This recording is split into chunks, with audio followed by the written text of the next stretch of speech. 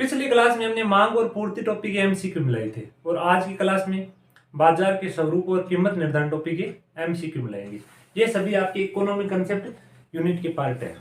इन MCQ की विशेषता क्या है? जो आरबीएसई बोर्ड के पुराने वाले 12th की जो बुक है उससे कुछ प्रश्न है एजिड उठाई हुई है, तो आपके परीक्षा में यदि इनमें से कोई प्रश्न सेम टू सेम पेपर में आ जाए तो भी आश्चर्य मत करना, क्योंकि 12th बोर्ड वाली जो पुराने वाली बुक है उनसे प्रश्न उठाए हुए हैं और कुछ क्वेश्चन है इधर उधर से भी लिए हुए हैं। तो देखो, पहला क्वेश्चन है, शीघ्रनाशी वस्तुओं का बाजार होता है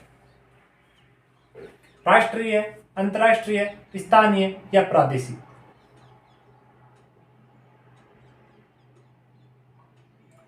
तो इसका सही उत्तर क्या है? स्थानीय। शीघ्रनाशी वस्तुएं फल है, दूध है, छाछ है, इनका बाजार क्या होता है? स्थानीय होता है, क्योंकि ये दूसरी जगह जाती है उतने में तो खराब हो जाती है, इसलिए शीघ्रनाशी वस्तुओं का बाजार होता है स्थानीय। नेक्स्ट क्वेश्चन है, प्रतियोगी बाजार में वस्तु की कीमत का निर्धारण कैसे होता है? वस्तु की कीमत का निर्धारण प्रतियोगी बाजार में कैसे होता है? विक्रेता द्वारा, मांग और पूर्ति के साम्य द्वारा, सरकार द्वारा, वित्त मंत्री द्वारा? तो इसका सही उत्तर है मांग व पूर्ति के साम्य द्वारा। यदि प्रतियोगी बाजार है वो तो उसमें नहीं तो केवल मांग के कारण और नहीं केवल पूर्ति के कारण, मांग और पूर्ति का जहां पर साम्य होगा वहीं पर वस्तु का कीमत का निर्धारण होगा। नेक्स्ट क्वेश्चन है, प्रतियोगी बाजार में दीर्घकाल में फर्मों को प्राप्त होता है। प्रतियोगी बाजार में दीर्घकाल में फर्मों को क्या प्राप्त होता है? असामान्य लाभ, हानि, सामान्य लाभ, शून्य लाभ? तो इसका सही उत्तर है सामान्य लाभ। बाजार चाहे कोई भी हो, प्रतियोगी बाजार हो, एकाधिकार हो, अपूर्ण प्रतियोगिता हो, यदि आपको अल्पकाल का पूछ लिया जाए तो अल्पकाल में जो व्यवसायी है उसके हाथ में कुछ नहीं होता। उस टाइम अल्पकाल में अपन को सामान्य लाभ, असामान्य लाभ, हानि कुछ भी हो सकता है। लेकिन जो दीर्घकाल है उसके अंदर हर एक कंडीशन में अलग अलग चीज होती है। तो प्रतियोगी बाजार में हमेशा क्या होता है? सामान्य लाभ ही होगा, क्योंकि असामान्य लाभ होता है तो प्रतियोगी बाजार में क्या है? अन्य फर्में बाजार में आ जाती है, इस कारण वो सामान्य लाभ ऑटोमेटिक होने लगता है। और यदि कम लाभ होता है तो फर्में बाजार से जाने नहीं लगती है। इसलिए प्रतियोगी बाजार में दीर्घकाल में हमेशा फर्मों को क्या प्राप्त होगा? सामान्य लाभ। और यदि प्रतियोगी बाजार में अल्पकाल में पूछ लिया जाए तो कुछ भी हो सकता है, असामान्य लाभ, हानि, सामान्य लाभ। विक्रेताओं व क्रेताओं की संख्या किस बाजार में अत्यधिक होती है? अल्पाधिकार में, पूर्ण प्रतियोगी बाजार में, एकाधिकार प्रतियोगिता बाजार में या द्वैधाधिकार में? अत्यधिक या असंख्य? क्रेता और विक्रेता किस बाजार में होते हैं? पूर्ण प्रतियोगी बाजार में। पूर्ण प्रतियोगी बाजार में क्रेता और विक्रेता बहुत सी संख्याओं में होते हैं। नेक्स्ट क्वेश्चन है, राजस्थानी चुंदरी का बाजार कहलाएगा अंतरराष्ट्रीय, राष्ट्रीय, प्रादेशिक या स्थानीय?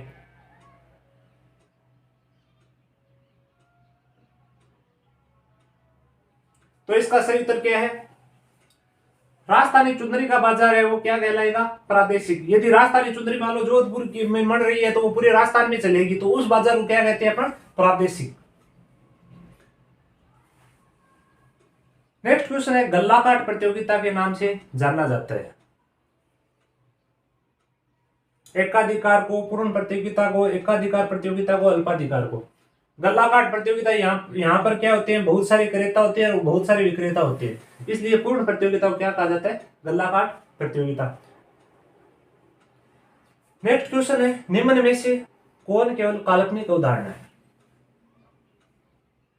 पूर्ण प्रतियोगिता, पूर्ण एकाधिकार, अपूर्ण प्रतियोगिता, ए व बी दोनों? केवल काल्पनिक उदाहरण। तो इसका सही उत्तर है ए और बी दोनों। यानी पूर्ण प्रतियोगिता भी वास्तविक बाजार में नहीं पाई जाती है और ना ही पूर्ण एकाधिकार पाया जाता है। हाँ, एकाधिकार जरूर पाया जाता है, जैसे मान लो रेलवे हो, रेलवे सरकार के पास ही है और कोई ट्रेन वगैरह नहीं चलाता है तो वो एकाधिकार है, पूर्ण एकाधिकार नहीं है, क्योंकि कोई आदमी ट्रेन में नहीं जाना चाहता या ट्रेन का किराया 10,000 रुपया कर दिया थोड़ी सी दूरी का, तो अपन बस में चले जाएंगे, कार में चले जाएंगे, तो वो पूर्ण एकाधिकार नहीं है। पूर्ण एकाधिकार कब होगा? जब उस प्रकार की या उसके स्थान पर कोई वस्तु उपलब्ध नहीं है, तो वो होता है पूर्ण एकाधिकार। तो पूर्ण प्रतियोगिता और पूर्ण एकाधिकार है केवल काल्पनिक उदाहरण है, वास्तविक बाजार में ये दोनों पाई नहीं जाती। तो इसका सही उत्तर है ए और बी दोनों। एकाधिकार बाजार में, एकाधिकार बाजार में बताओ, अनेक विक्रेता होते हैं, अलग विक्रेता होती है, एक विक्रेता होते हैं, दो विक्रेता होते हैं। एकाधिकार मतलब अकेले का ही अधिकार, किस आधार पर? विक्रेता के आधार पर। यानी विक्रेता क्या होता है? एक होता है। क्रेता तो बहुत सारे होते हैं एकाधिकार में, तो इसका सही उत्तर क्या है? एक विक्रेता होते हैं, वो क्या होता है? एकाधिकार। नेक्स्ट क्वेश्चन है, एकाधिकारात्मक प्रतियोगिता की धारणा का प्रतिपादन किसने किया?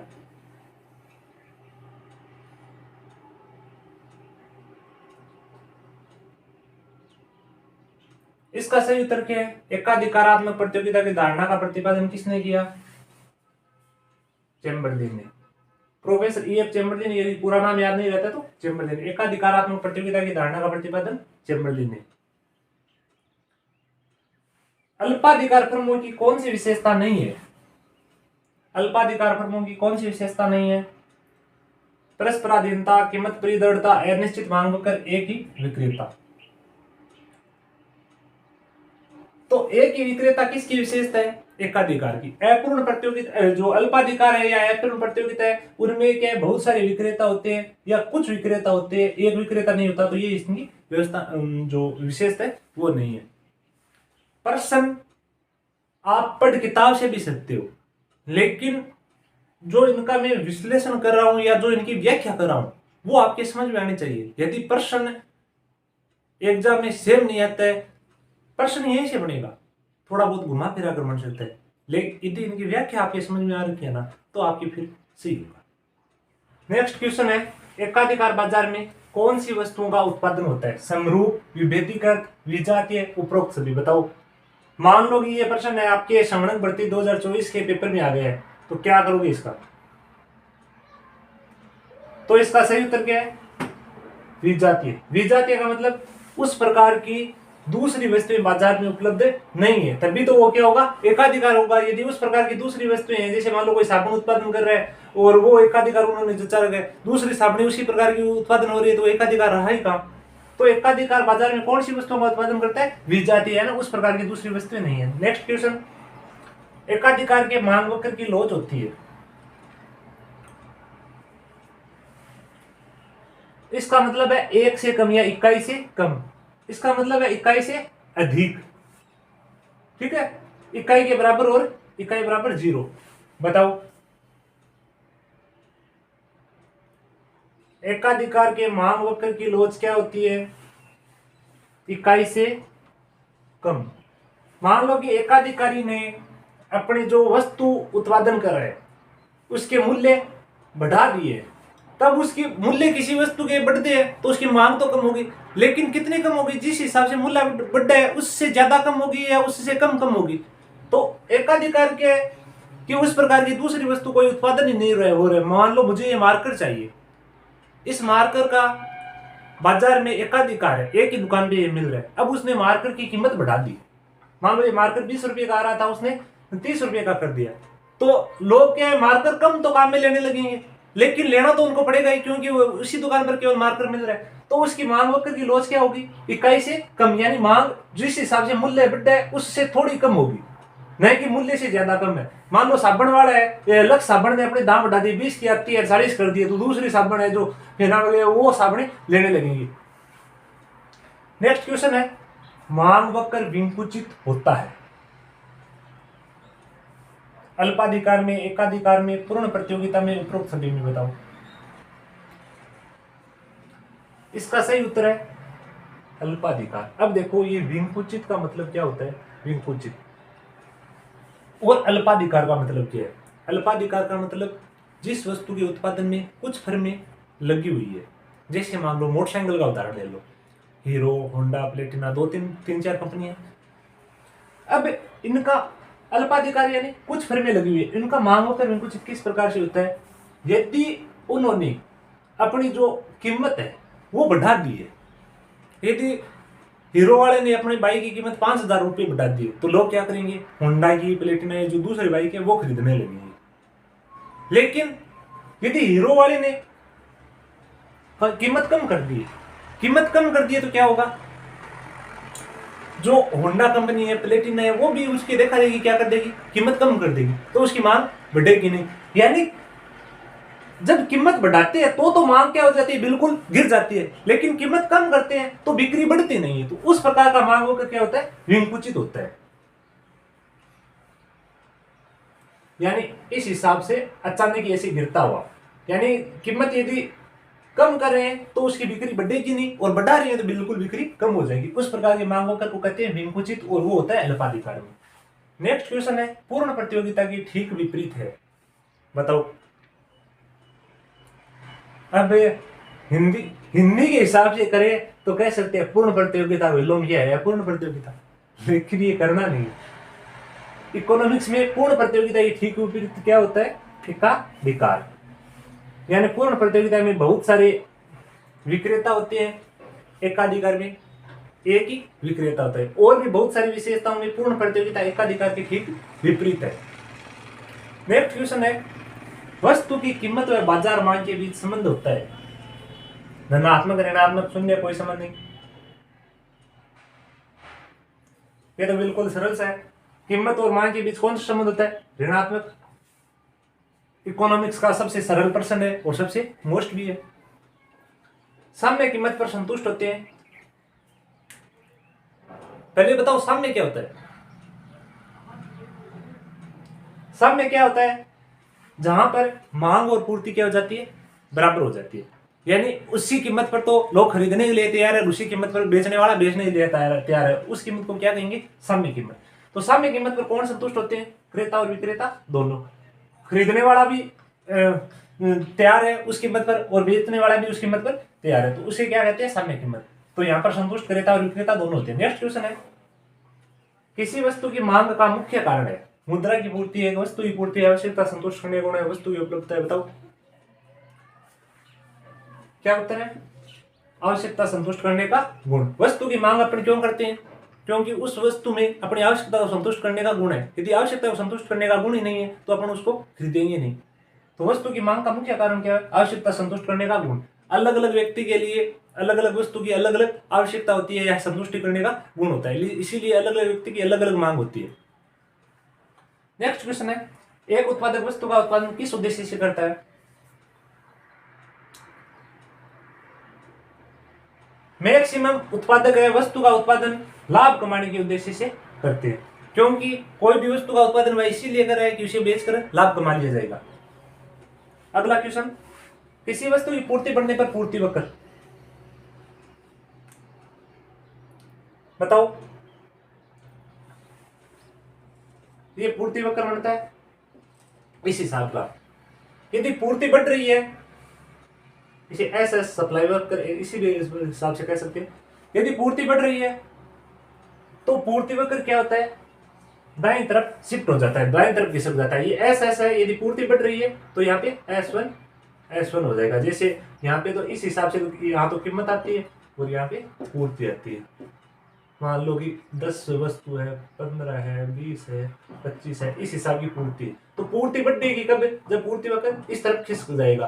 पहले 15 वस्तुओं की पूर्ति हो रही थी यहाँ पर, अब यहाँ पर 20 की पूर्ति होने लगी। इस हिसाब से पूर्ति वक्र दाईं तरफ शिफ्ट हो जाता है, तो उसे क्या कहते हैं, पूर्ति वक्र बढ़ाएगा। सीमांत उपयोगिता मूल्य की होती है। अच्छा क्वेश्चन है, सही से उत्तर दो।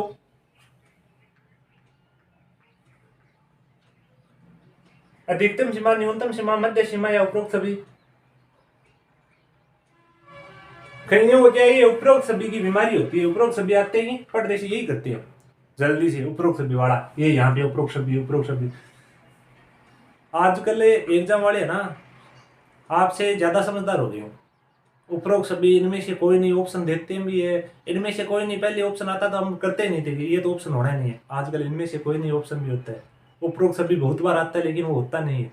प्रश्न पढ़ने और आराम से करना है तभी प्रश्न सही होगा। उपरोक्त सभी देकर करोगे तो सही नहीं होगा। RSCT का पेपर नहीं है। हाँ, सीमांत उपयोगिता मूल्य की क्या होती है, अधिकतम सीमा।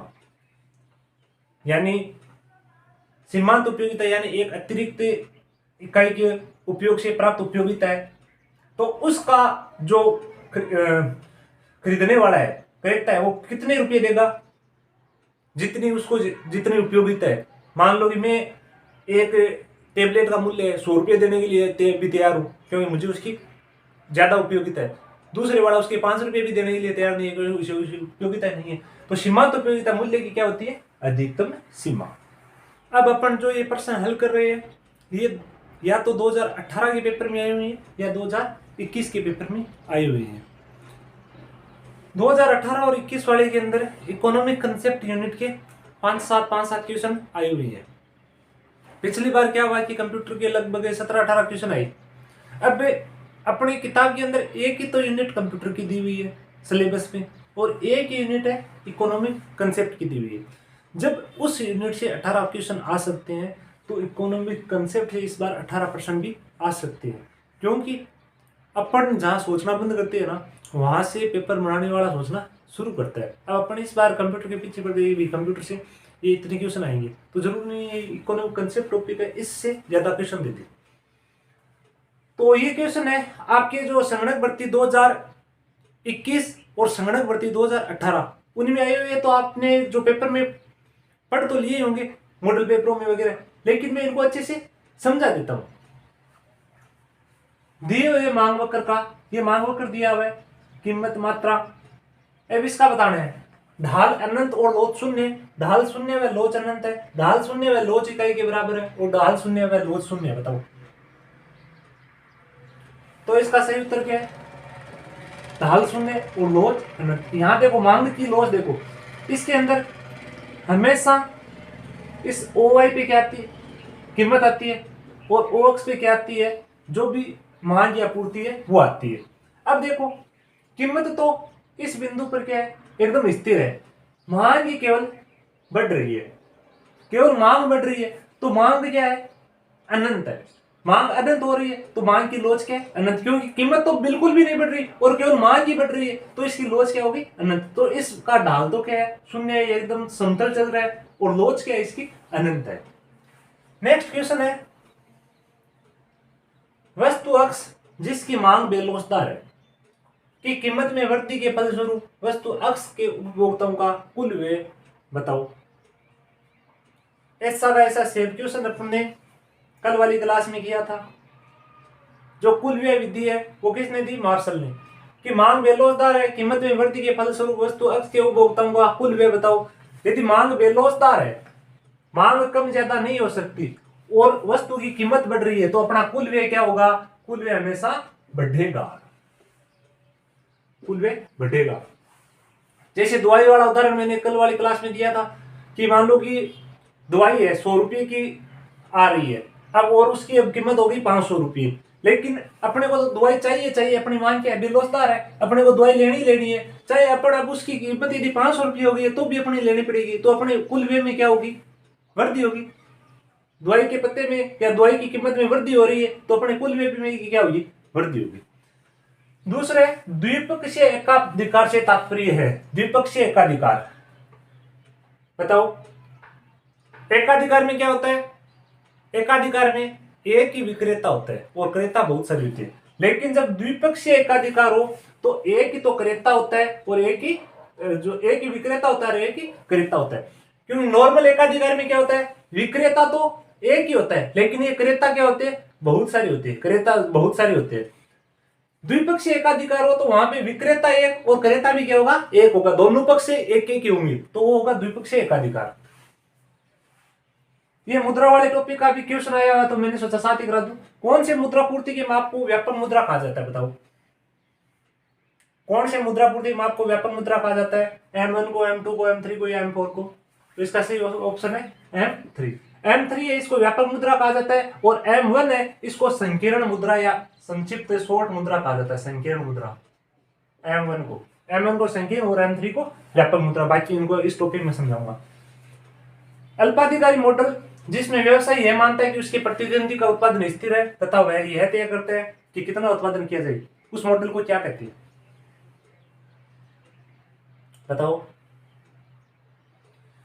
सी ऑप्शन है कुर्नो मॉडल। ऐसा मॉडल जिसमें व्यवसाय ये मान के चलता है कि उसका प्रतिद्वंदी है वो तो उत्पादन एकदम स्थिर रखेगा और उसे यह तय करना है कि वह उत्पादन कितना करे। तो इस मॉडल को क्या कहते हैं? कूर्नो मॉडल। नेक्स्ट क्वेश्चन है, एकाधिकारात्मक फर्म है संतुलन में होती है जब। दो क्वेश्चन ऐसे ही आए हुए हैं, इस प्रश्न को समझना है। बताओ ये एकाधिकारात्मक फर्म संतुलन में कब होती है? एकाधिकारात्मक फर्म होती है जब सीमांत आगम और सीमांत लागत क्या होती है? बराबर है। फर्म के संतुलन यानी इक्विलिब्रियम, फर्म के संतुलन ज्ञात करने की दो विधि है। एक विधि तो है कुल आय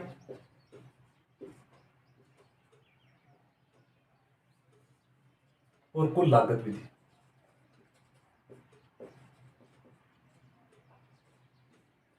कुल आय और कुल लागत। और दूसरी है सीमांत आय और सीमांत लागत। इनको समझ लो थोड़ा सा। कुल आय और कुल लागत और सीमांत आय व सीमांत लागत। कुल आय और कुल लागत में फर्म संतुलन में कब होती है? फर्म का मेन उद्देश्य क्या होता है? लाभ कमाना। लाभ कब होगा? कुल आय और कुल लागत, यानी उसकी आय तो सबसे ज्यादा हो या मैक्सिमम हो और लागत उसकी कम से कम हो, उस टाइम क्या होगी? फर्म संतुलन में होगी। क्योंकि आय ज्यादा होगी और लागत कम होगी तो फर्म को क्या होगा? मुनाफा ज्यादा होगा, लाभ ज्यादा होगा। तो इसको डायग्राम के हिसाब से बनाने पर, ये देखो मैं डायग्राम बना रहा हूं। कुल लागत है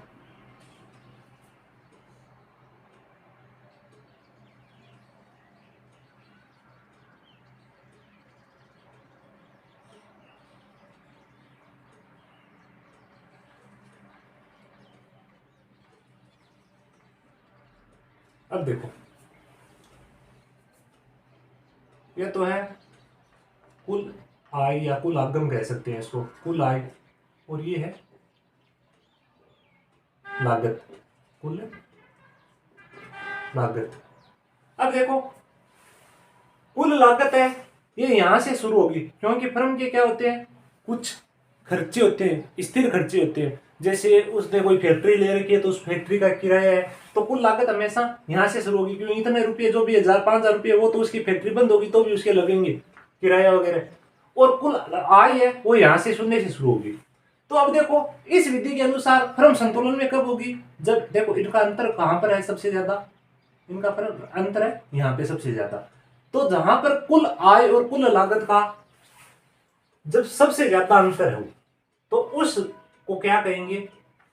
फर्म का संतुलन। यह तो है कुल आगम और कुल लागत विधि, जब दोनों का डिफरेंस बिंदु होगा।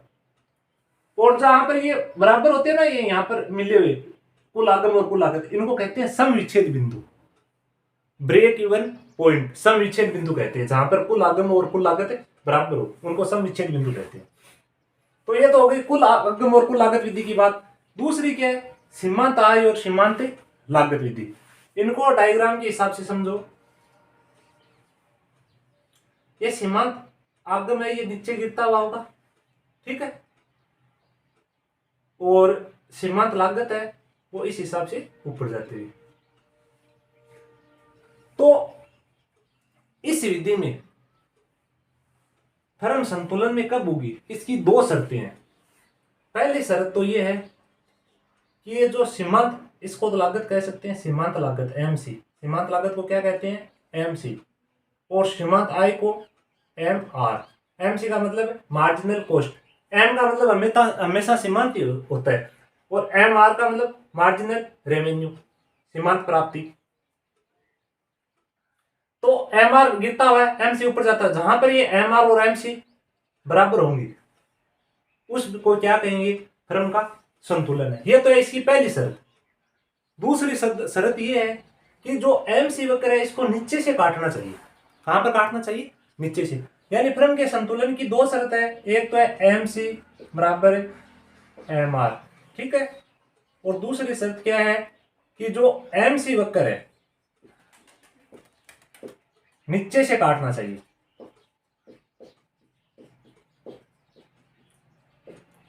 जैसे पूर्ण प्रतियोगिता होगी ना, पूर्ण प्रतियोगिता, पूर्ण प्रतियोगिता में क्या होती है, सीमांत आगम तो ऐसे एकदम सीधी लाइन के अंदर होती है, क्योंकि हर इकाई से यदि 5 रुपये प्राप्त हो रहे हैं तो 5 रुपये प्राप्त होंगे, और जो ये एमसी वक्र है ये इस हिसाब से काटेगा।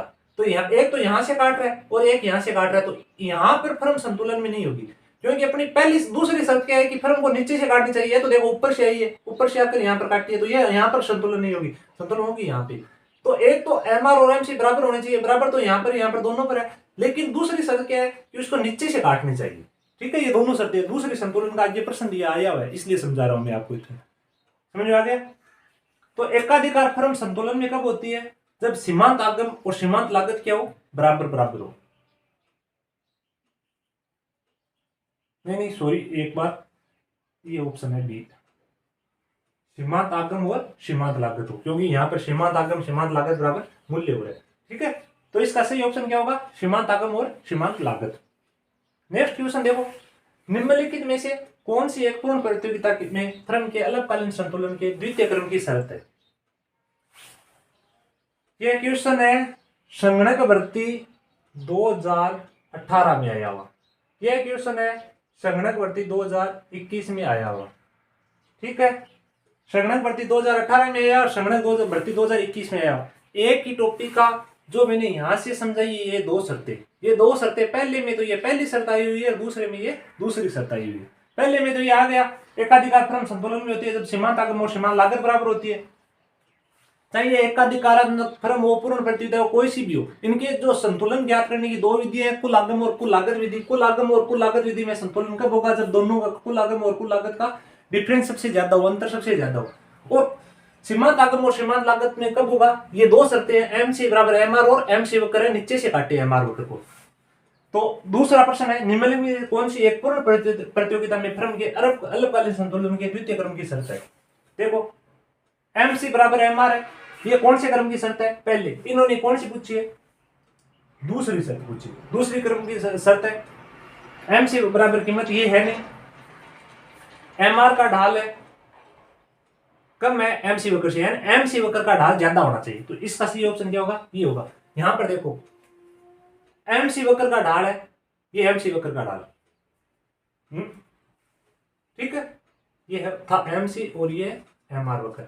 अब देखो एम आर वक्र का ढाल कम है और एम सी वक्र का ढाल के ज्यादा है, एम सी वक्र का ढाल के यहां पर ज्यादा है, तो एम सी वक्र का ढाल क्या होना चाहिए, ज्यादा होना चाहिए। या फिर यहां पर देख लो एम आर वक्र का ढाल कम है और एम सी वक्र का ढाल के ज्यादा है, तो जहां पर एम सी वक्र है एम आर को नीचे से काटे, वो दूसरी वाली शर्त। इसका सही ऑप्शन क्या है, एम आर का ढाल कम है एम सी वक्र से, या फिर कह सकते हैं एम सी का ढाल ज्यादा है एम आर वक्र से।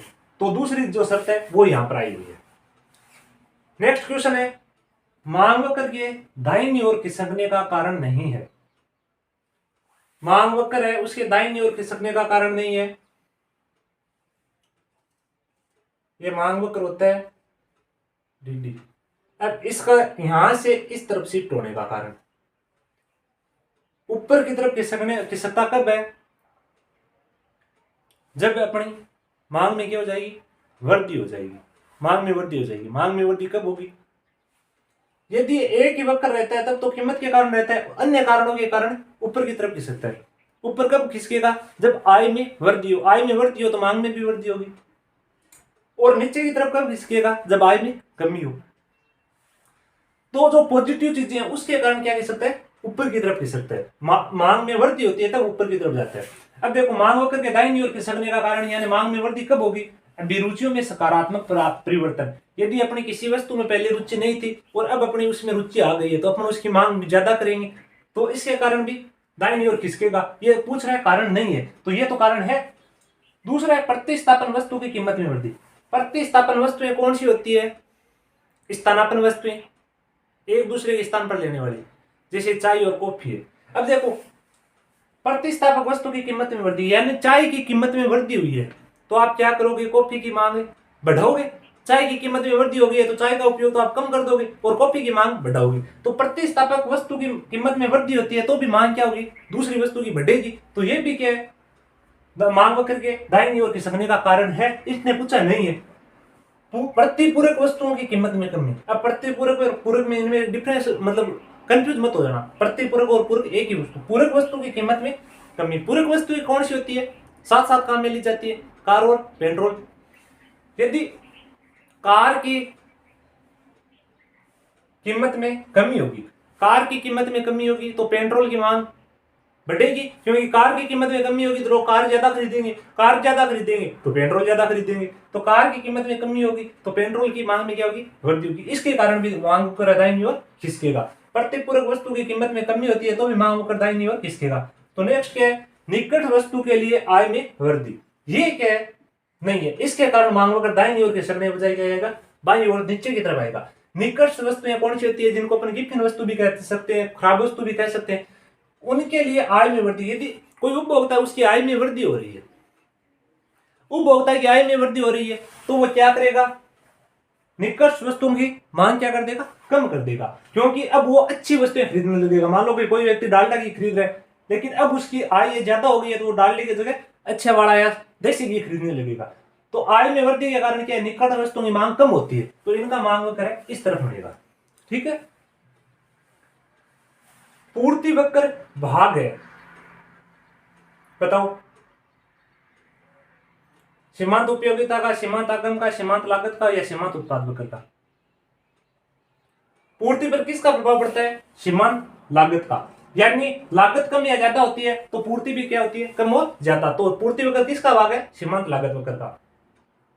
नेक्स्ट और आज की क्लास का लास्ट प्रश्न है, विभेदात्मक एकाधिकार में पाया जाता है वस्तु विभेद, आय विभेद, विक्रेता विभेद, कीमत विभेद। विभेदात्मक एकाधिकार में क्या पाया जाता है, विभेदात्मक एकाधिकार क्या है, यानी एकाधिकारी है वह अलग अलग जो ग्राहक है ना उनसे भेदभाव कर सकता है। किस आधार पर कर सकता है, कीमत विभेद। यानी किसी व्यक्ति से तो वह 100 रुपए की चीज है तो उसके 150 ले ले, किसी को वह 200 में बेच दे, तो एकाधिकारी क्या है, कीमत विभेद कर सकता है, क्योंकि वह बाजार में किसी वस्तु का अकेला ही उत्पादक है, उसके जैसी कोई और वस्तु बढ़ाने वाला है नहीं, तो वह मनमाने ढंग से ग्राहकों से दाम वसूल सकता है। तो विभेदात्मक एकाधिकार में केवल कीमत विभेद ही कर सकता है और अन्य विभेद नहीं कर सकता। तो आज की क्लास के ये थे अपने 30 क्वेश्चन। प्रश्नों का जो लेवल है वो आपको कैसा लगा, प्रश्न कैसे लगे, कमेंट बॉक्स में जरूर बताना। और अब आपको नेक्स्ट में किस चीज की किस हिसाब से क्लास चाहिए वो भी कमेंट में बता दिया करो, ताकि मैं उस हिसाब से आपको क्लास प्रोवाइड करवा सकूं। धन्यवाद, थैंक यू सो मच।